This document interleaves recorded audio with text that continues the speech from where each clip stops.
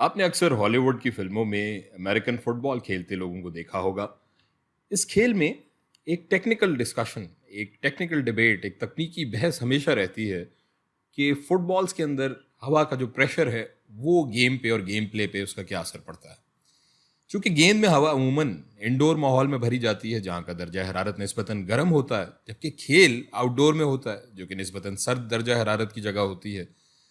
گیند سے ہوا نکل جاتی ہے یا ڈیفلیٹ ہو جاتی ہے، جس کی وجہ سے گیند کی کارکردگی اور اس کے کھیل کے نتیجے پر اثرات مرتب ہوتے ہیں۔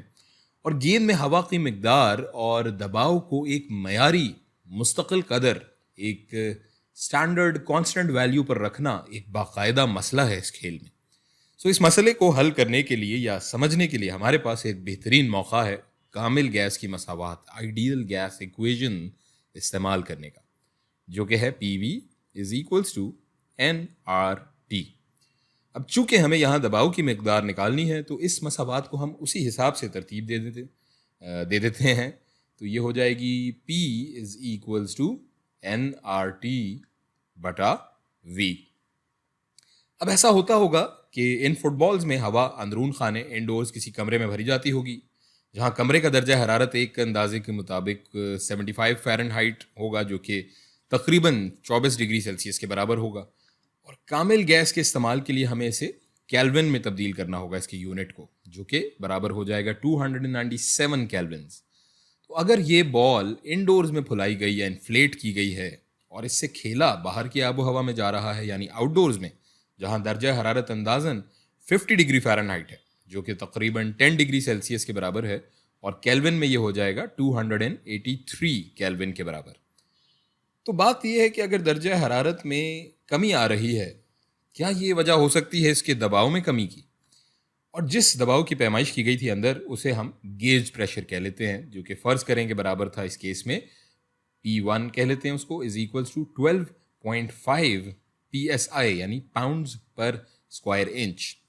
اور باہر جو ہمارا ماحول ہے، ایٹماسفیئر، وہاں ان بالز کے اندر جو پریشر ہے وہ فرض کریں برابر ہے P2، اس کو ہم کہہ لیتے ہیں =10.6 PSI پاؤنڈز پر اسکوائر انچ۔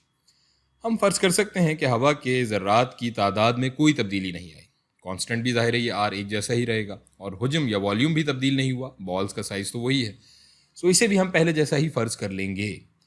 اب کامل گیس کو مزید آسان بنانے کے لیے ہم ان تمام چیزوں کو جن میں تبدیلی نہیں ہو رہی، ہم انہیں ایک ہی کانسٹنٹ کے برابر فرض کر لیتے ہیں، جو کہ فرض کر لیں کہ K کے برابر ہے۔ تو یہ ایکویژن ہو جائے گی P=K×T۔ اب اگر دیکھا جائے تو جتنی فیصد کمی درجہ حرارت میں ہوئی ہے اتنی ہی دباؤ میں بھی ہونی چاہیے۔ تو یہاں ہمارے پاس 297 کیلوین سے درجہ حرارت 283 کیلوین تک جا رہا ہے، یعنی اس میں 14 کیلوین کا گھٹاؤ ہوا ہے، کمی واقع ہوئی ہے۔